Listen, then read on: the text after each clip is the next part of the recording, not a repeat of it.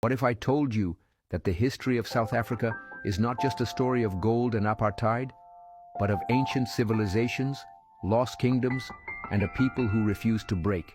This is not the history you learned in school, and by the end of this journey, you'll see South Africa like never before. From the ancient footsteps of the first humans to the struggle for freedom against one of the most brutal systems of racial oppression, this is the entire history of South Africa, told like you've never heard it before. Stay with us, because the truth is more powerful than the myths. South Africa's story begins before history itself, deep in the cradle of humankind. Here, over 3 million years ago, our earliest ancestors walked the earth. Fossils like Australopithecus africanus, known as Mrs. Pless, reveal that this region is where humanity itself was born. Fast forward to 200,000 years ago, the first Homo sapiens, people just like us, emerged in southern Africa. These early humans were more than hunters and gatherers. They crafted tools, created rock art, and built spiritual traditions that echo through time. For thousands of years, the San and Khoikhoi people, some of the world's oldest continuous cultures, thrived across South Africa, leaving behind intricate cave paintings that tell stories of their lives, beliefs, and the world around them. By 500 CE, powerful migrations reshaped the region. Bantu-speaking peoples arrived, bringing ironworking, agriculture, and new ways of life. This wasn't just movement, it was a cultural revolution. One of the most mysterious and impressive sites from this era is Mapungubwe, a kingdom that rose in the 11th century.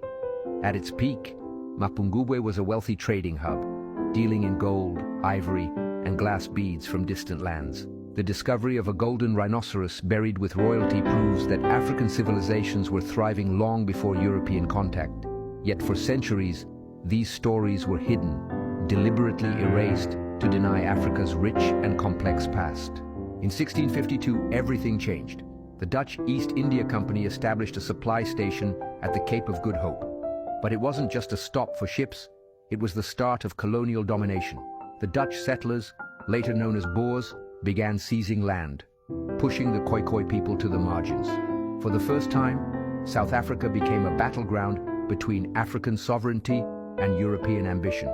As the Dutch expanded, conflicts ignited. The Xhosa people, fierce defenders of their land, waged a series of battles known as the Frontier Wars, a struggle that lasted over 100 years. And yet this was only the beginning of South Africa's long fight for freedom. By the mid-1800s, South Africa's land hid a deadly secret: diamonds and gold. The discovery of these resources changed everything. In 1867, the first diamond was found near Kimberley. And in 1886, gold was discovered on the Witwatersrand, the largest gold deposit on Earth. These discoveries triggered a rush of fortune seekers and the rise of powerful industrialists like Cecil Rhodes, whose ambitions laid the foundation for racial segregation. To fuel their empires, the British and Boer elites exploited African labor, forcing thousands into brutal mining conditions. These systems of racial and economic oppression would later evolve into apartheid, but the seeds were already sown. In 1948, the nightmare became law.